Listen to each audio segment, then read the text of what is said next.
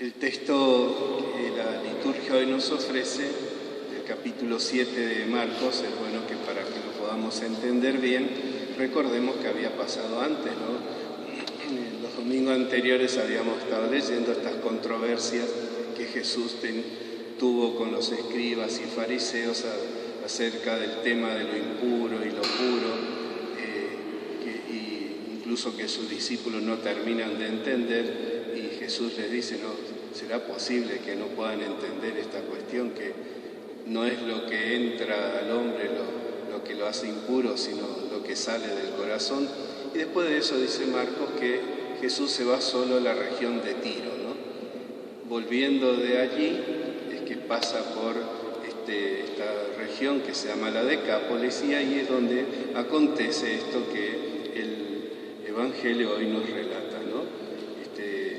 La sanación de este sordo mudo, traducimos, pero en realidad es un sordo tartamudo sería, ¿no? Porque no es mudo, sino que tiene dificultad para hablar, es lo que dice la traducción exacta, digamos, del término que usa en el Evangelio en griego, ¿no? Entonces, y eso es importante porque esa expresión tartamudo aparece dos veces nomás en la Biblia. Una en el Antiguo Testamento, en la primera lectura que hoy hicimos, y la segunda acá en el Evangelio de Marcos que acabamos de proclamar, ¿no? ¿Y por qué es este sordo es tartamudo, ¿no? Porque el problema está cuando no escuchamos, ¿no? Una persona, sabemos que cuando no puede escuchar, no puede hablar, salvo que vaya a alguna escuela especial donde le enseñan a hablar, ¿no? Y yo he conocido personas sordas que cuando uno habla así frente a frente, hablan tranquilamente, ¿no? Pero si uno se pone detrás, ya no, como no escucha, no puede hablar, no puede entablar una conversación. Y el pueblo de Israel, a quien, digamos, representa este tartamudo, justamente por no escuchar la palabra de Dios, en el Antiguo Testamento sabemos que este acontecimiento del exilio a Babilonia, ellos lo leen justamente por esta situación de abandonar a Dios, su propuesta, terminan en un mundo de paganos, ¿no? Y entonces, ¿qué pasa allí? Poco a poco, como no escuchan, se van olvidando de la Torá, de la ley, y entonces tampoco pueden vivir de acuerdo a lo que tenían que vivir, y se van transformando en personas sordas y que por lo tanto no pueden hablar, ¿no? Eso también es para nosotros como una invitación a que pensemos, porque podemos terminar como el pueblo de Israel y como este tartamudo, porque si nos volvemos sordos a la palabra de Dios, al Evangelio, terminamos viviendo y aprendiendo de los que nos rodean, ¿no? Porque un sordo, ¿qué hace? Solamente puede ver, y entonces lo que ve hacer, eso es lo que después replica, ¿no? Y también nosotros, cuando vivimos así, terminamos razonando, pensando, viviendo, haciendo como los demás, y nuestra norma de vida a veces hagamos como hacen todos, ¿no? Entonces terminamos igualito a los demás y no nos distinguimos en nada, no porque tengamos que ser diferentes, sino porque nuestro estilo de vida es un estilo de vida que plantea otra manera de vivir, de pensar, de actuar, etcétera, ¿no? Y entonces, ¿a quién representa este sordo tartamudo? A los que no escuchan la palabra de Dios, y por eso también no logran más que balbucear algunas cosas, pero el problema es cuando tienen que hacer una opción profunda, seria en su vida, no pueden hacerla porque no saben cómo encarar, porque no conocen la palabra, ¿no? Y este tartamudo también entonces es la imagen de aquellos que se resignan a esta situación, y entonces es como que se han apegado a su sordera y a su tartamudez y se quedan allí, ¿no? Pero interesante que el Evangelio dice, ¿no?, que este tartamudo no va solo a donde Jesús, sino que lo llevaron. Dice, siempre hay en nuestra vida personas que Dios va poniendo, que nos ayudan a ir hacia Jesús y que son los los ángeles que Dios nos pone, ¿no? Ángel significa mensajero, a veces buscamos o esperamos que venga alguien con alas, etc. No. Dios nos manda muchas personas que se acercan a nosotros para ayudarnos a ser distintos, a cambiar, a entender las cosas, a aprender a escuchar. ¿Y qué le piden estos ángeles a Jesús? Que lo sane, ¿no? Y este pedido, que es la oración, no es para convencerle a Jesús de que haga algo que Él ya sabe, sino es para nosotros, ¿no? Porque la oración nos pone en este diálogo con el Señor y eso nos ayuda a que nosotros podamos sintonizar con la manera de ser de Jesús, porque pasa que muchas veces estos hermanos que nos pide el Señor que acompañemos, sabemos que los cambios en nuestra vida no son de un día para otro y tardamos tiempo, a veces vamos, venimos, etc. Vamos 5 pasos para adelante, 4 para atrás, 3 para adelante, 5 para atrás y así andamos en nuestra vida, ¿no? Entonces, frente a esta situación de hermanos que no se deciden, que son lentos, que tardan, podemos cansarnos y abandonamos. Pero si miramos con los ojos de Jesús, entonces podremos acompañarlo al estilo de Jesús, ¿no? ¿Y qué le piden? Que toque a este enfermo, pero que toque el corazón, que sane su corazón. ¿Y cómo acontece esta sanación, ¿no? Y acá es interesante, nos vamos a detener un poquito más, porque cada detalle es interesante, ¿no? Lo primero que hace Jesús, ¿qué es? Lo lleva a un lugar aparte, ¿no?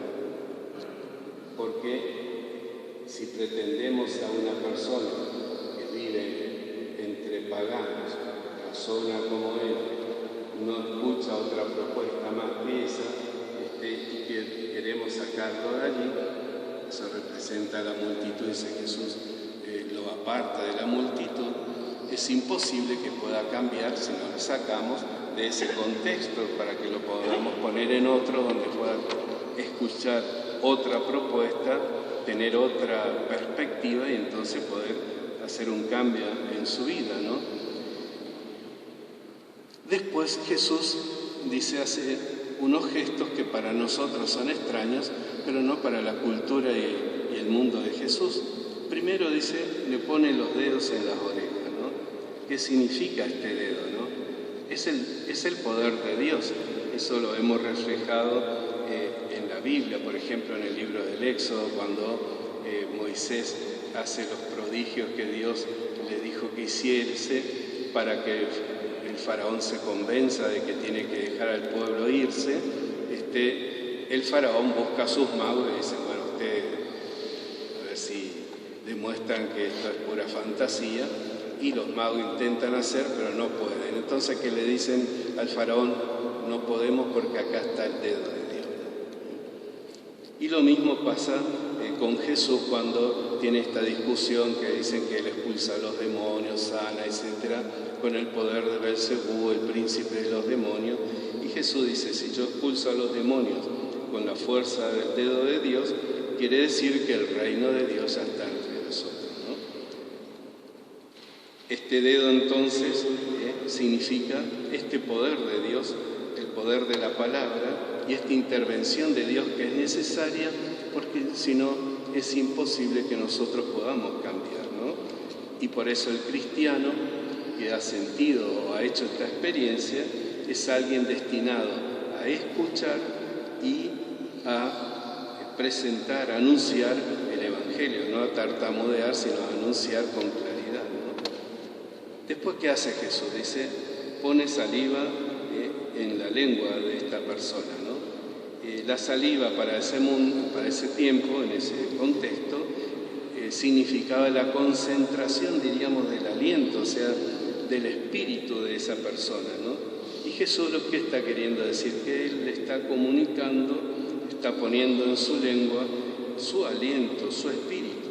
Y por eso esa lengua ya no hablará más como hasta ahora, hasta ese momento, tartamudeando, sino que es un lenguaje a veces difícil de entender, sino que va a ser una lengua que hable movida por el Espíritu de Dios y va a hablar cosas nuevas, ¿no? Otras cosas. va a hablar de otras cuestiones, de amor, diálogo, reconciliación, perdón.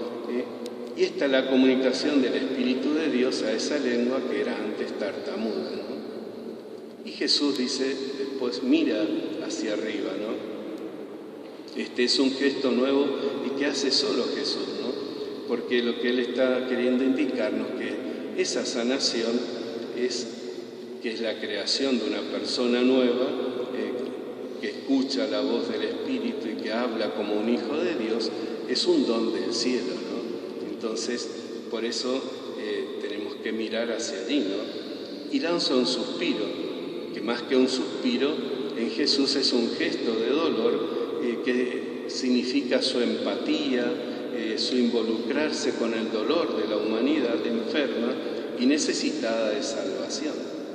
Y finalmente una palabra, ¿no? Efatá, que significa ábrete, ¿no? Y que está dirigida no a las orejas, digamos, como órgano externo de nuestra audición, sino al oído, o sea, a lo profundo, que significa que está dirigido al corazón, ¿eh? Entonces allí, a donde se dirige la palabra del Señor, y esa palabra es la que a partir de allí guía a esta persona que antes estaba guiada por un espíritu maligno y le llevaba a hacer acciones contrarias, ahora se abre a la escucha de la palabra de Dios.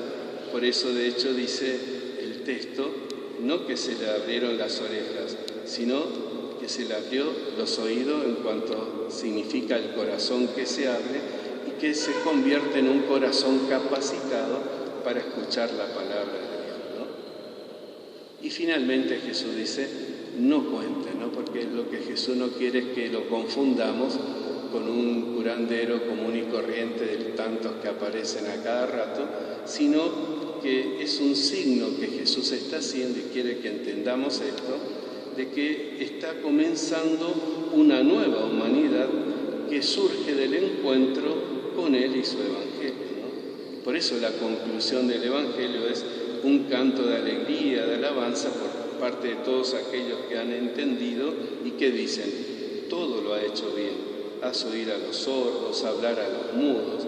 Entonces, una alusión a lo que ya ha sucedido en la primera creación, en el Génesis, cuando Dios termina todo, que dice, ¿no? Vio Dios que era muy bueno, ¿no? La gente entonces que se ha dado cuenta de lo que Jesús ha hecho, esta nueva creación, esta nueva humanidad que comienza, entonces alaba a Dios, ¿no? Y así entonces surge el espíritu nuevo de esta humanidad que tendrá que estar guiada por el Espíritu y la palabra del Señor, ¿no?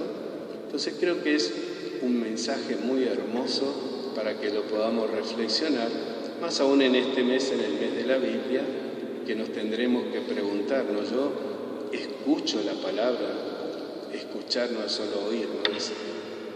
Escuchar es dejar que la palabra entre en mi vida, en mi corazón y me transforme, me ayude a poder captar con claridad qué es lo que Dios me propone, ¿no? Y entonces dejar que esta palabra nos vaya, por un lado, abriendo los oídos y por otro lado, nos empuje a vivir en la clave que Jesús nos propone, ¿no? Bueno, tenemos toda una tarea por delante, solos no podemos. Recuerden, Dios siempre pone a nuestro lado personas que nos van ayudando para poder hacer esto y tenemos su Espíritu fundamentalmente que nos alienta, nos empuja y nos ayuda, ¿no? Vamos a pedirle entonces al Señor que nos ayude a vivir de esta manera, ¿no? Escuchando para no ser tartamudos, sino personas que hablen con claridad el mensaje del Señor para que otros también lo puedan escuchar, lo puedan recibir y lo puedan vivir, ¿no?